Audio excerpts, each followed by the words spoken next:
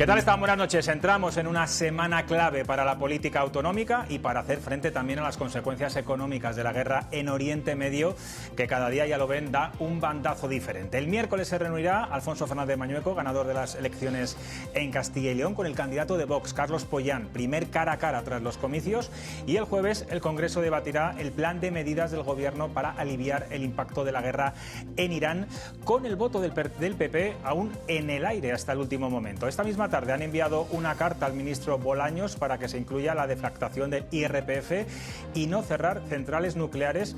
Y bueno, vamos a preguntarle ya directamente al secretario general del PP, Miguel Tellado, si ha tenido respuesta. Buenas noches, señor Tellado. Buenas noches. Bueno, puse de recibo solamente, me imagino, ¿no? Le hemos enviado la carta al ministro y desde luego esperando respuestas, ¿no? Yo creo que podemos decir lo que hemos dicho. Es un decreto insuficiente, llega tarde, el Gobierno ha tardado 20 días, en preparar un decreto con medidas para que las familias, las pequeñas y medianas empresas puedan hacer frente a esta crisis de precios que se avecina por el conflicto bélico de Oriente Medio. Y por lo tanto le hemos dicho al Gobierno que algunas medidas están bien, sobre todo las que le han copiado al Partido Popular, pero en todo caso son insuficientes y hay cuestiones con las que no estamos de acuerdo y se incluyen en ese Real Decreto presentado el viernes Ustedes pasado. han dejado claro que el decreto de Sumar, relacionado con la vivienda, que incluye topar los precios del alquiler, van a votar en contra, pero ¿por qué no aclaran ya si van a respaldar o no el decreto energético con rebajas fiscales en un momento de crisis imprevisible, que esto puede ir a más, incluso a peor, y donde la sociedad además lo está pidiendo, este tipo de medidas? El Gobierno está a tiempo de modificar este decreto y ser más ambiciosos. Nosotros creemos que es un decreto que se queda corto. Incluye algunas rebajas de impuestos, como nosotros demandábamos, pero desde luego no atiende a las necesidades de las familias. Llevamos tiempo pidiendo que se avance en esa cuestión e incluyen otras con las que no estamos de acuerdo, ¿no? El Gobierno aprovecha este Real Decreto para, de alguna forma, flexibilizar la ley de presupuestos y que el Gobierno pueda seguir gobernando pese a no presentar nuevos presupuestos para este año, y tampoco estamos de acuerdo con ese calendario de cierre anticipado de las centrales nucleares que pretende el Gobierno y utiliza este decreto para avanzar en ese cierre de las centrales nucleares. Es que precisamente en este momento, frente a la crisis energética que supone el conflicto bélico en Oriente Medio, se hace más necesario que nunca el mantenimiento de esas centrales nucleares, ¿no?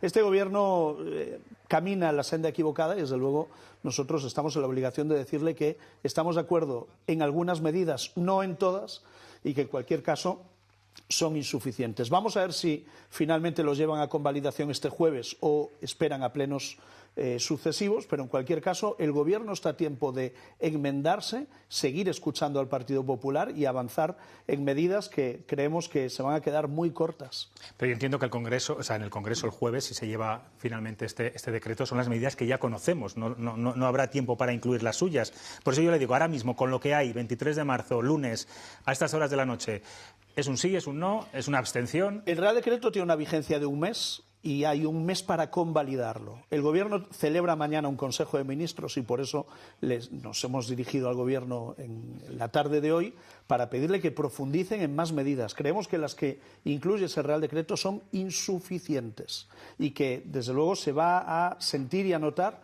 en un plazo breve de tiempo. Y, por lo tanto, le exigimos al Gobierno más ambición. Desde luego, este Real Decreto no la tiene. Suena abstención esto que me está contando usted. Bueno, estamos insatisfechos. Algunas medidas están bien, sí, las hemos propuesto nosotros, pero es que proponíamos muchísimas más, como la deflactación de la tarifa del IRPF, para apoyar a las familias, a las pequeñas y medianas empresas, para apoyar al tejido productivo de nuestro país, y no hay esas medidas. Y desde luego el cierre anticipado de las centrales nucleares no estamos a favor. Y que por la puerta de atrás se cuele esta cuestión de que tengan más margen de actuación al no aprobar los presupuestos, es una trampa. Entonces, estamos acostumbrados ya a las trampas del Gobierno, que no cuente con nosotros. ¿Y esto no suena a Pero trampa, señor Tellado? No, ¿Vamos a llegar al final, justo al extremo, para presionar al Gobierno? Mire, es que nosotros somos la oposición. Somos la oposición. Y le pedimos al Gobierno que legisle y que presente medidas de acuerdo a las circunstancias de este país. Lo que no puede pretender este Gobierno, que desde luego nosotros no hemos puesto y nosotros no apoyamos, es hacernos un trágala para que salga adelante la rebaja del litro de diésel y de gasolina, te tienes que tragar todo esto. Mire, no, eso usted a lo mejor puede actuar así con sus socios de investidura, con nosotros no. ¿Y han calculado? Y este gobierno está muy solo y prueba de ello es el espectáculo de un Consejo de Ministros como el que se celebraba el pasado viernes, que estuvo paralizado durante una hora porque había 5 ministros declarados en rebeldía que no entraban en la sala si no se incluían en ese Real Decreto las propuestas de Sumar. ¿A usted eso le parece de un gobierno serio en un país serio? Yo creo lo acabo de decir hace un momento, además. Bastante lamentable. En cualquier caso, el no a la guerra le está dando, le está mejorando en las encuestas. Veíamos hoy, por ejemplo, la que publicaba el diario El Español, donde aumenta en número de votos, en porcentaje. No le preocupa al Partido Popular estar, bueno, pues eso, no querer decir hasta el último momento si van a apoyar las medidas cuando ve, por otro lado, que el no a la guerra lo capitaliza el Partido Socialista? Mire, yo creo que no a la guerra, todos estamos en contra de la guerra. Nadie quiere un conflicto bélico. Y por lo tanto, que el presidente del gobierno enarbole esa bandera, a mí me parece, en cierto modo, ridículo. Todos estamos en contra de un conflicto bélico. Por supuesto que sí. El problema es que Sánchez necesita enemigos externos para tapar las miserias internas de su gobierno. Y Sánchez necesita abrazarse a cualquier bandera que tape las miserias de un gobierno corroído por la corrupción por todos los costados, ¿no? Y por lo tanto creo que esta posición de Pedro Sánchez tiene más que ver con las miserias del gobierno que él preside que con el posicionamiento de un país serio como debe ser España. A mí que España no esté a la altura de las circunstancias con nuestros aliados internacionales, que la política internacional de España no vaya en consonancia con la política en Europa o en el seno de la OTAN, creo que es un disparate sin precedentes. Y a todo esto, el no a la guerra de Pedro Sánchez no deja de ser una burla. Dice no a la guerra, pero luego, sin embargo, manda una fragata de la Armada Española a la zona de conflicto bajo el mando de la OTAN. Sánchez se burla de todo el mundo, especialmente de su propio electorado, y por lo tanto creo que trata de revivir viejos fantasmas y en el fondo, bueno, pues pone de manifiesto la simpleza de su forma de hacer política, ¿no? Como no le voy a sacar cuál es el posicionamiento del Partido Popular en este sentido, lo veremos el jueves, si es que se lleva al Congreso. Vamos a hablar de política autonómica. Acabamos de conocer hace hora y media, 2 horas, que... Sí, perdón. El Gobierno puede conseguir los votos favorables del Partido Popular. Lo tiene muy fácil. Que escucha al Partido Popular y que incluya en ese Real Decreto. Mañana mismo puede hacerlo. Las medidas, todas las medidas que le propuso el Partido Popular. Pero entiendo que el Partido Popular no puede votar sencillo. El Partido Popular no puede votar en contra medidas de este calibre. Mire, tenemos hasta el pleno en el que se vote la convalidación de ese Real Decreto y, por lo tanto, hasta esa fecha el Partido Popular va a seguir exigiendo lo que demandábamos, ¿no? A mí lo que me parece terrible, tremendo, es que el Gobierno de España haya tardado 20 días en presentar un Real Decreto para presentar medidas para paliar los efectos negativos de este conflicto bélico. 20 días. Porque el Partido Popular y desde la oposición tardamos 3 días en presentar una batería de medidas que hicimos públicos hace 18 días. Sánchez necesitó 20 días y durante esos 20 días lo que hizo fue recaudar. Porque lo cierto es que mientras los precios del carburante se disparaban, Sánchez recaudaba en todas las gasolineras de España unas cifras. Bueno, pues... Entiendo que desde el sábado ya recauda un poco menos. Un poco menos. Vamos a hablar de política autonómica porque la noticia de esta misma tarde es la convocatoria oficial en Andalucía de las elecciones. Lo ha convocado Juanma Moreno en un Consejo de Gobierno. Vamos a escuchar lo que ha dicho el presidente andaluz. He transmitido mi decisión de disolver el Parlamento de Andalucía y convocar elecciones autonómicas para el domingo 17 de mayo. Es una fecha idónea para facilitar la máxima participación posible. Nuestra comunidad necesita llegar al verano con un horizonte político despejado. Estoy convencido de que ese instinto colectivo dará como resultado la mejor elección posible el 17 de mayo.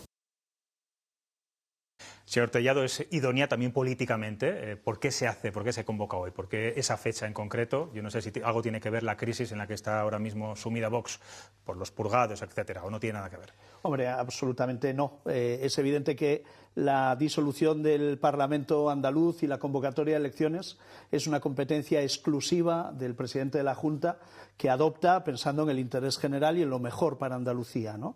Y ellos han estimado que la fecha correcta es el 17 de mayo, como decía ahí, para facilitar la participación, y por lo tanto yo creo que es lo correcto, ¿no? Y estoy seguro que no influyen más cuestiones más que defender el interés general, que haya un gobierno a la vuelta del verano en condiciones de trabajar ya en la aprobación de los presupuestos de Andalucía para el próximo año, y por lo tanto creo que está dentro de la normalidad. Es un adelanto técnico, la legislatura finalizaría en el mes de junio, se adelanta 15 días para facilitar la participación. Todos sabemos las temperaturas que alcanza Andalucía según va avanzando el verano, y por lo tanto creo que eso es lo que se persigue, ¿no? Bueno, pasado mañana se reúne Mañueco con Vox. ¿Se van a negociar los tres gobiernos, Extremadura, Aragón, Castilla y León, de forma conjunta entre Feijóo y Abascal? ¿O van a tener autonomía, como siempre han tenido los varones candidatos del PP y ganadores en este caso? Mire, hay 3 negociaciones en marcha, lideradas en cada territorio por el presidente autonómico del Partido Popular, es decir, Jorge Azcón en Aragón, María Guardiola en Extremadura y Alfonso Fernández Mañueco en Castilla y León, como no podía ser de otra forma.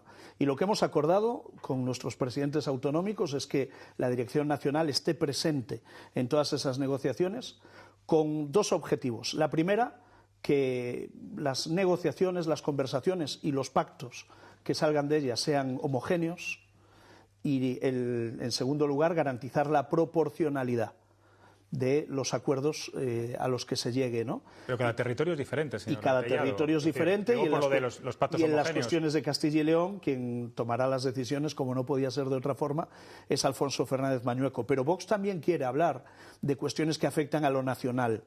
Y por lo tanto, sí es razonable que por parte de Vox esté la dirección nacional de su partido, es razonable también que la dirección nacional del PP también esté presente, ¿no? Y si es necesario para investir a Mañueco, a Guardiola y Azcón y formar gobierno, ¿está dispuesto el Partido Popular a asumir ciertos postulados, vamos a decir, radicales, o que el Partido Popular nunca incluiría en sus programas electorales? Lo vimos en Castilla y León: latido fetal, derogar la ley de memoria democrática, que no se cree una nueva ley de violencia de género, el PIN parental, o de alguna forma hay que negociar esta vez sobre el programa del PP. Mire, yo creo que lo pusimos de manifiesto en su momento, ¿no? Aprobamos un texto en el Partido Popular, un documento marco que debe regir todas las negociaciones de cualquier gobierno, en el caso de estos 3, pero también de cualquier otro, porque hay comunidades donde gobernamos, bueno, pues con el Partido Regionalista en Cantabria o con Coalición Canaria en las Islas Canarias, y por lo tanto ese documento marco de negociación del partido establece las posiciones comunes de un partido nacional que tiene peculiaridades en el territorio, evidentemente, porque España es plural y diversa, pero en cualquier caso es un documento que establece las líneas rojas de lo que defiende el Partido Popular. Y yo creo que a partir de ahí nosotros tenemos que asumir el mandato de los ciudadanos en las urnas. En Extremadura hay un 60% de extremeños que votaron para que Partido Popular y Vox se pongan de acuerdo. ¿En qué? En un gobierno liderado por el Partido Popular y un gobierno apoyado por la tercera fuerza política, que es Vox. Y lo mismo ha ocurrido en Castilla y León, donde hemos sido la primera fuerza política y obtuvimos el 35% del voto, y Vox, como tercera fuerza política, obtuvo el 18,5% del voto.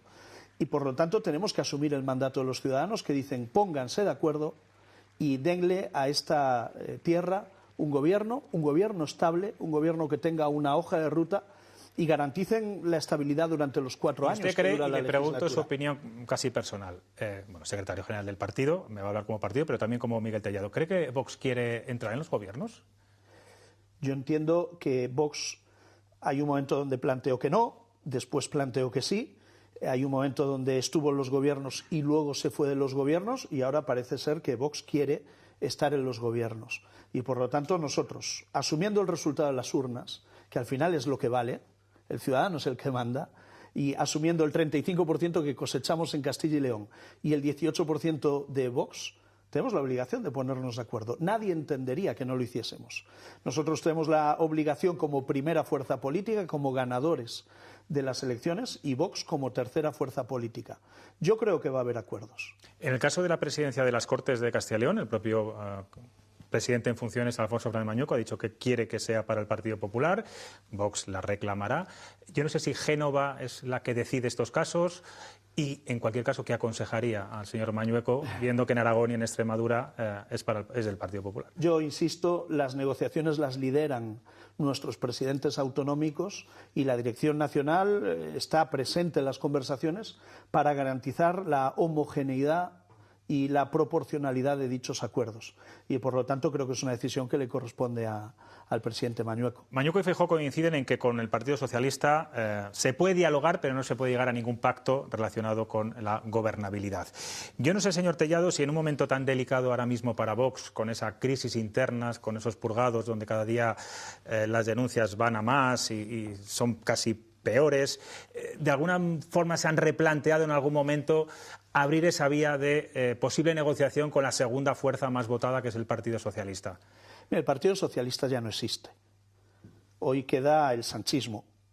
Hoy Sánchez es lo que queda del Partido Socialista y todo el que discrepaba lo han purgado y lo han hecho desaparecer. Y con este Partido Socialista uno no puede ir ni a tomar un café. Porque probablemente... El que purga es Vox ahora. No, y el Partido Socialista. Usted analice cualquier territorio y vea cómo todos los que han discrepado en algún momento con Pedro Sánchez han sido laminados y han sido fulminados, ¿no? Dicho esto, yo creo que no hay un Partido Socialista que defienda el interés general.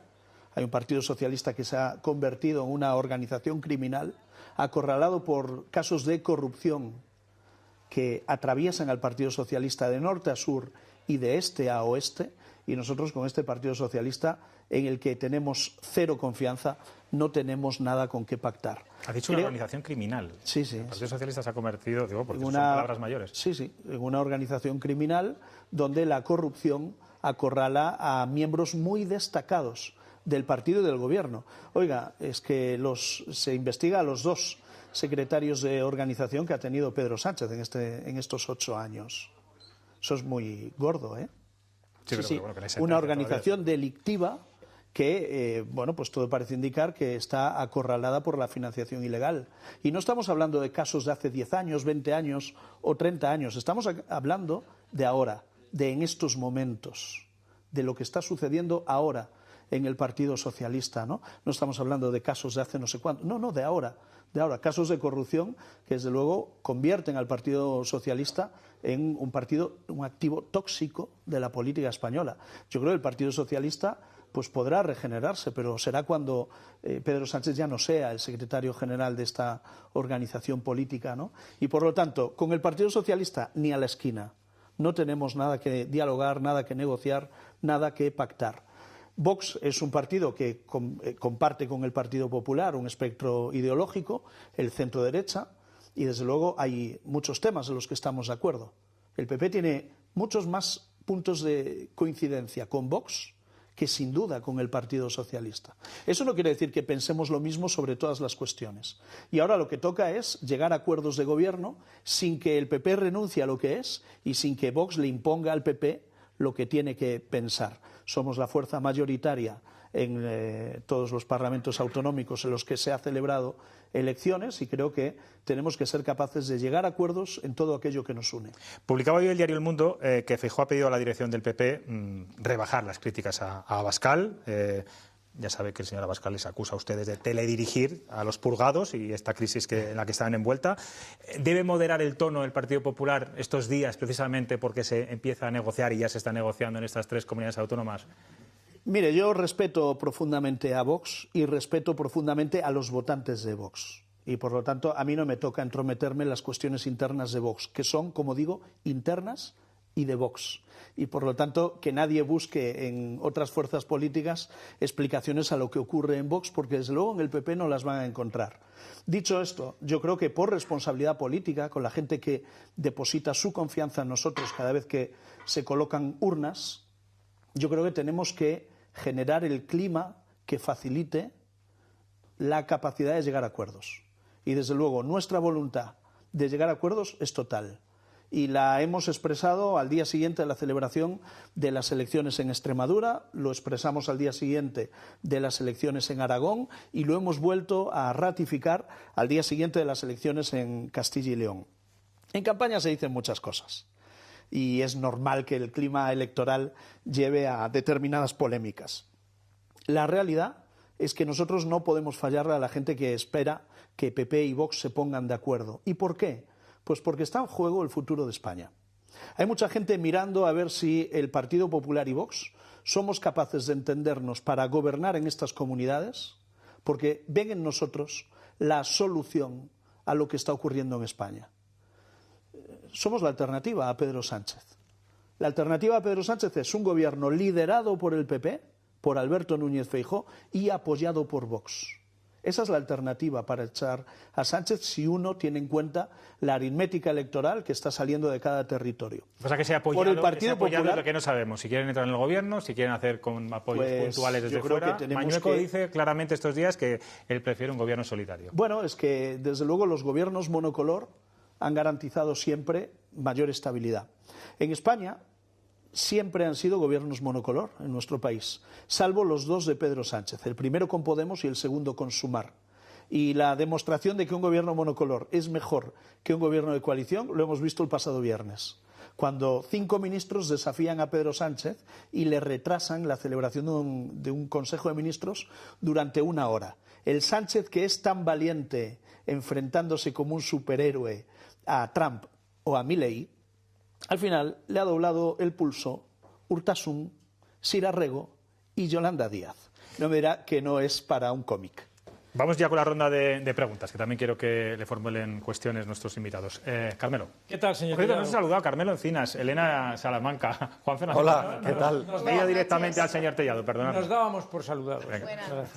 Buenas noches, señor Tellado. Muy buenas noches. Bueno, seguirá usted seguramente atento, como todos, al curso de la guerra y las repercusiones que está teniendo pues, en todos los frentes, ¿no? El más importante, el económico.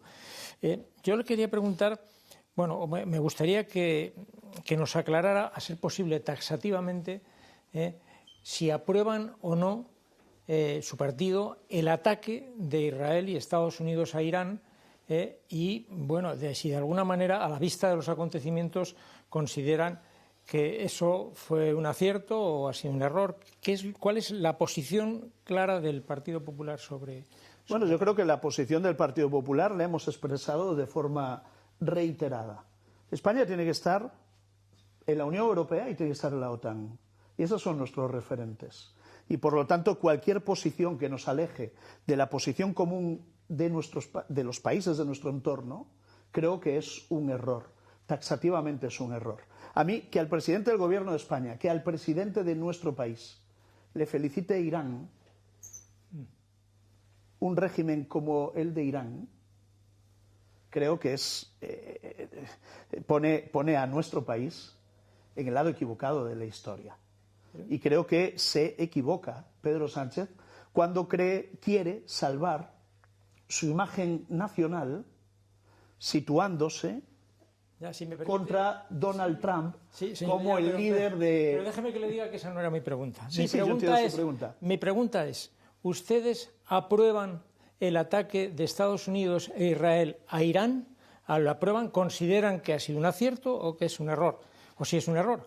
Mira, no la posición de Sánchez, que ya la conocemos todos, y su opinión sobre la posición de Sánchez, sino si el Partido Popular le pareció bien que Estados Unidos e Israel atacaran a Irán de la forma que lo hicieron y si le parecieron un acierto o un error los resultados.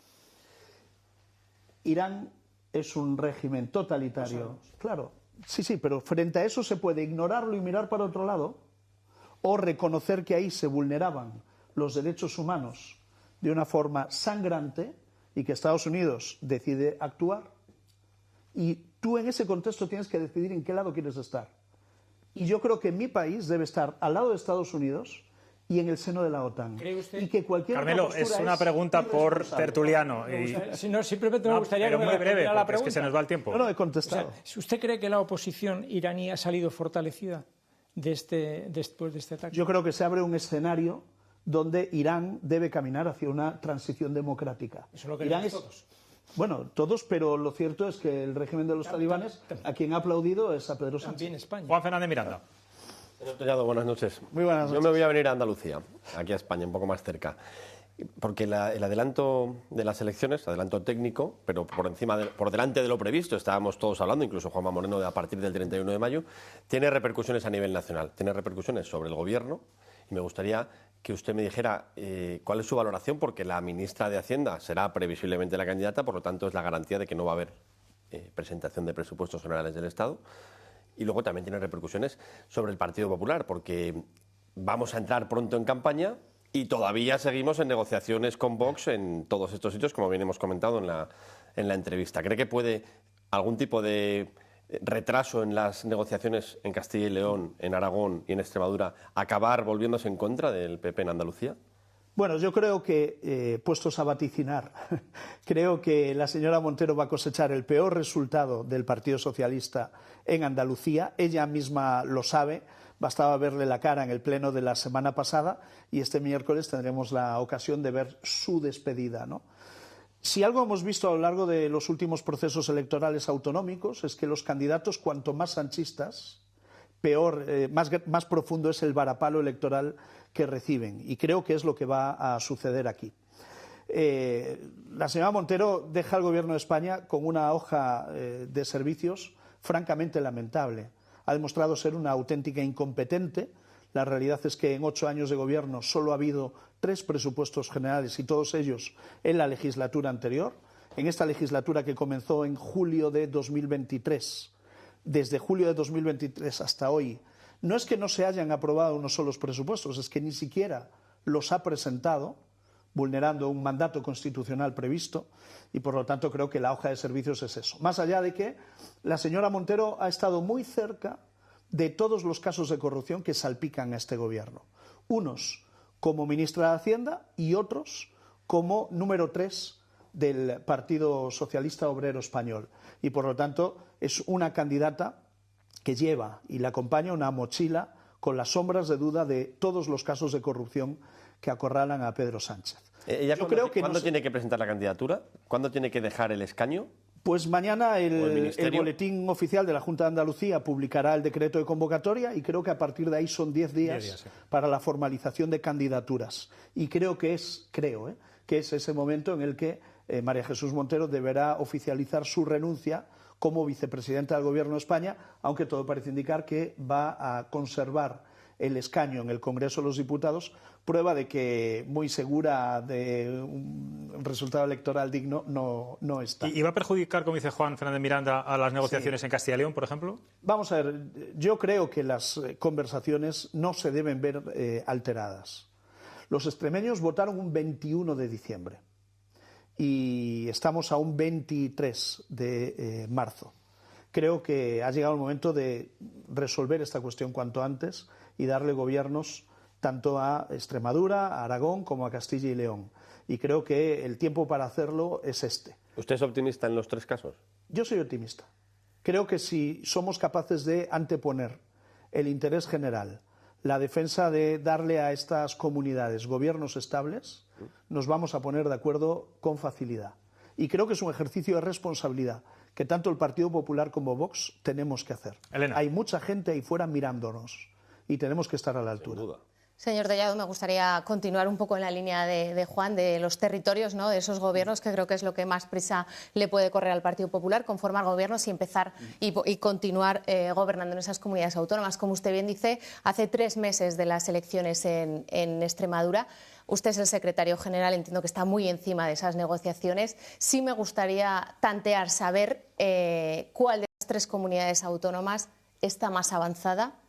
La señora Guardiola con Extremadura hace 3 meses, que reitero que fueron las elecciones, Aragón con Azcón y hace poco más de una semana que fueron las de Castilla y León.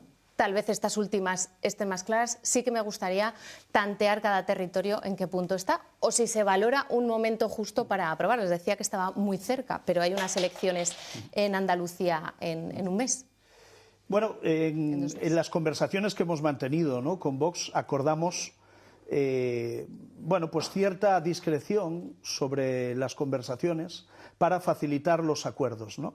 Y por lo tanto, intentando preservar esa discreción pactada con la necesidad de dar respuesta a algo que es evidente que preocupa a todo el mundo, yo quiero decir que evidentemente Extremadura está muy avanzado y Aragón se podrían culminar pronto. Es verdad que Castilla y León Antes de las elecciones de Andalucía se podría conocer. Es verdad que Castilla y León las elecciones fueron hace una semana y por lo tanto está la cosa todavía muy reciente, ¿no? Pero en el caso de Extremadura, que María Guardiola se sometió a su primera sesión de investidura el 3 de marzo y se votó el 3 y el 5, una semana antes el acuerdo estaba muy ultimado. Y por lo tanto, yo creo que si se retoman las conversaciones cuanto antes... O sea, ¿podría ser incluso esta semana? Podría ser muy rápido. No, yo creo que no es bueno que nos marquemos un horizonte temporal. Algo se ha publicado que se estas últimas horas. Sí, pero yo creo que no es bueno que marquemos un horizonte temporal que se acabe convirtiendo en un elemento de presión para las personas que se sientan o nos sentamos en las mesas de negociación, ¿no? Desde luego, por parte del PP, la mano está tendida. Queremos llegar a acuerdos, queremos resolver esta cuestión cuanto antes y que haya gobiernos que se pongan de inmediato manos a la obra. Pues el 17 de mayo votan en Andalucía. Otra vez, señor Tellado, comicios, otra vez campaña. En Andalucía porque tocan, cada 4 años. Sí, nadie lo discute. Pero llevamos una buena racha, encadenando una con otra. Gracias por estar aquí en Cuestión de Prioridades en Castilla y León Televisión. Gracias a vosotros. Muy buenas noches.